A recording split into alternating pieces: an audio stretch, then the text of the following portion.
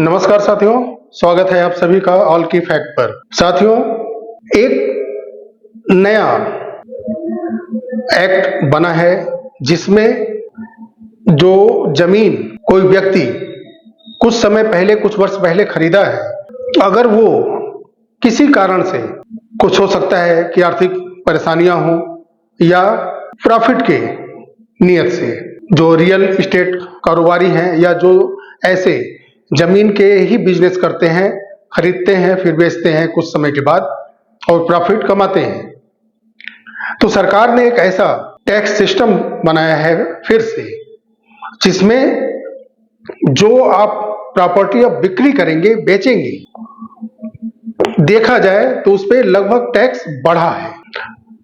अगर flat ratio से हम देखते हैं तो टैक्स बढ़ा है। टैक्स रेशियो 12.5% है।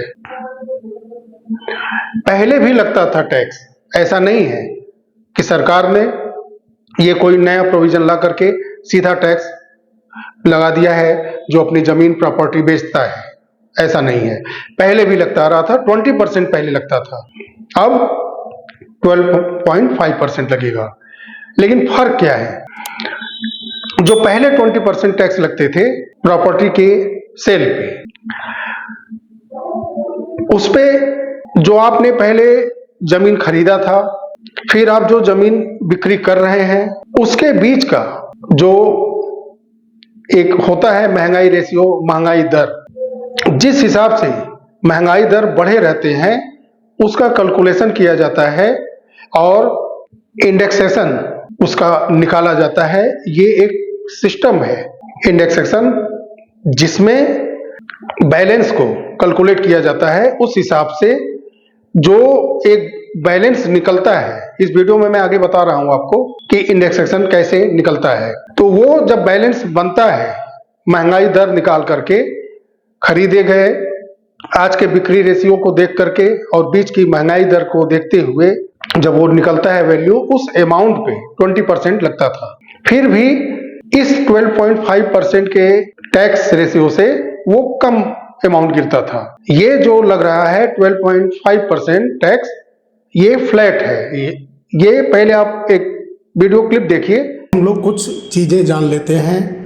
जैसे हम कोई प्रॉपर्टी कुछ वर्ष पहले खरीदे हैं, अब उसको हम सेल करना चाहते हैं, तो उस चीज़ को LTCG बोला जाता है, यानी जो उसका लीगल नेम है लॉन्ग टर्म कैपिटल गेन्स, यानी कि लंबे अवधि के बाद कोई भी प्रॉपर्टी आप लाभ के लिए बेचना चाहते हैं। इसमें CII एक शब्द है जिसका अर्थ कॉस्ट इन्फ्लेशन इंडेक्स, यानी लागत की जो मुद्रास्फीति दर कहिए, सूचकांक कहिए, रेशियो कहिए, रेट कहिए, ये होता है कॉस्ट इन्फ्लेशन इंडेक्स।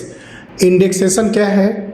ये एक ऐसी प्रणाली है जिसमें बेनिफिट, मुनाफे और महंगाई को एडजस्ट किया जाता है इंडेक्सेशन के जरिए।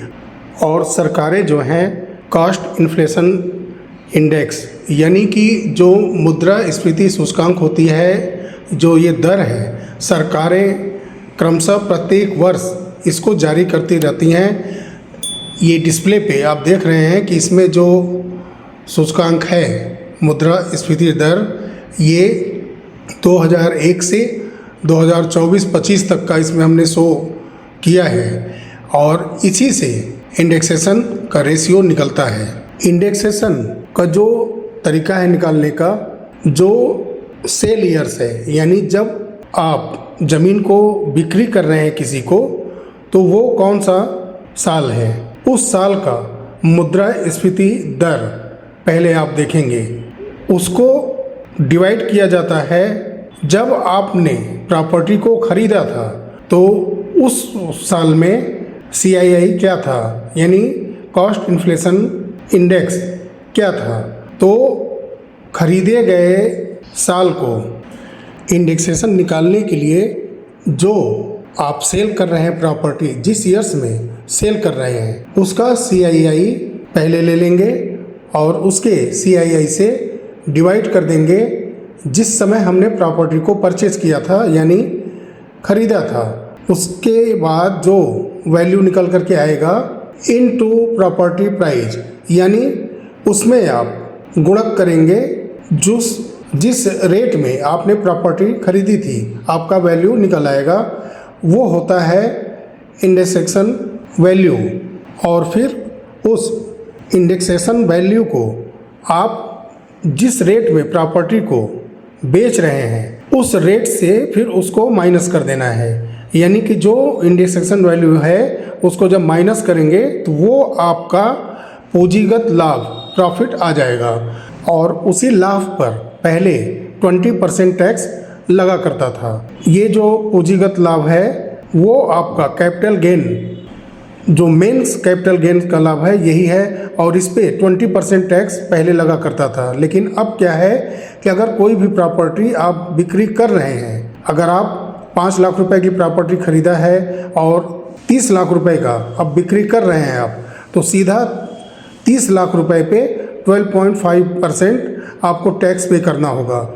और इंडेक्सेशन था जब, तो उसमें जो मेथड मैंने बताया उससे वैल्यू निकाल करके वो अमाउंट 30 लाख रुपए में से माइनस करके जो अमाउंट बचता है उस पर 20% लगता था। तो दोनों में अंतर है, लेकिन इसमें भी सिर्फ आपका लॉस है ऐसा नहीं होता है।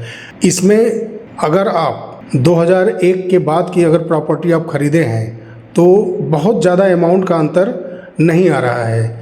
जैसे जो मैंने सामने आपको दिखाया है, इसमें अगर आप जो 19,45,736 रुपये बनता है कैपिटल गेन प्रॉफिट आपके प्रॉपर्टी की, तो इस पे जो 20% निकल करके आता है वो हो जाता है आपका 3,89,147 रुपये। अब अगर इसी को अगर पूरे अमाउंट पे अब देखा जाए तो 5 लाख रुपए का प्रॉपर्टी आपने 2007-8 में ख़रीदा था, अब उसको 2017-18 में आप 30 लाख रुपए का सेल कर रहे हैं, उसका बिक्री कर रहे हैं। तो 30 लाख रुपए पे 12.5% आप निकालते हैं तो आपका 3,75,000 रुपये टैक्स बनता है। यानी कि अब यहाँ पे इस हिसाब से अगर चेक किया जाए तो यहाँ पे आपका वैल्यू कम आ जा रहा है 3,75,000। और वहीं पे अगर इंडेक्सेशन के हिसाब से अगर देखा जाए तो आपका जो कैपिटल गेन सेल पे आ रहा है वो 19,45,736 रुपये आ रहा है। उस पर अगर 20% पहले के नियम के हिसाब से टैक्स कैलकुलेशन के हिसाब से अगर लगता है 20%, तो 3,89,147 रुपये आता है। यानी कि कहीं पे आपके परचेज किए गए ईयर से और फिर सेल किए गए ईयर्स के मुद्रा स्फीति पे सारा कुछ निर्भर करता है।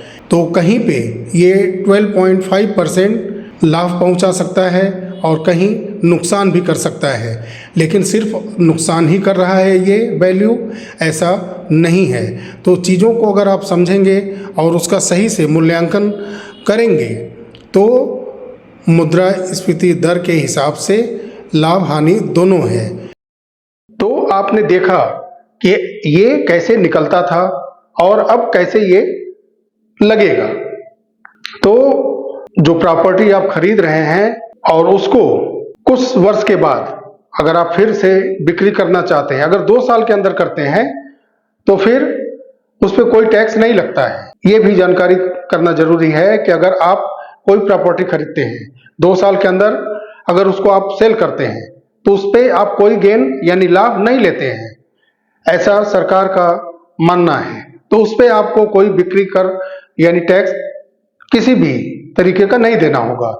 लेकिन 2 साल के बाद आप जैसे जैसे कुछ वर्ष तक उस प्रॉपर्टी को अपने पास रखते हैं और लाभ के लिए उसको बिक्री करते हैं या किसी मजबूरीवश भी अगर बिक्री करते हैं तो इस तरह से अब टैक्स पे करना होगा आपको। लेकिन अगर आपके पास पुरानी प्रॉपर्टी है लगभग 2000 से पहले 1965, 75, 85 के आसपास से कोई प्रॉपर्टी आपके पास है, उसको आप सेल करना चाहते हैं तो उस पे वही पुराना टैक्स सिस्टम जो है वही लागू होगा। जो ये फ्लैट रेशियो है 12.5%, ये 2000-2001 के बाद जो भी प्रॉपर्टियां खरीदी बेची जा रही हैं उस पे अगर कोई लाभ लेता है प्रॉपर्टी बेच करके तो उस पे ये टैक्स फ्लैट 12.5% लगेगा। साथियों, अगर वीडियो अच्छा लगा हो तो लाइक करिएगा, शेयर अवश्य करिएगा, लोगों को जानकारियाँ मिलती रहें। चैनल पे अगर आप नए हैं तो चैनल को सब्सक्राइब करके जाइएगा। मिलते हैं बहुत जल्द अगले वीडियो में, तब तक के लिए नमस्कार, जय हिंद, जय भारत, वंदे मातरम।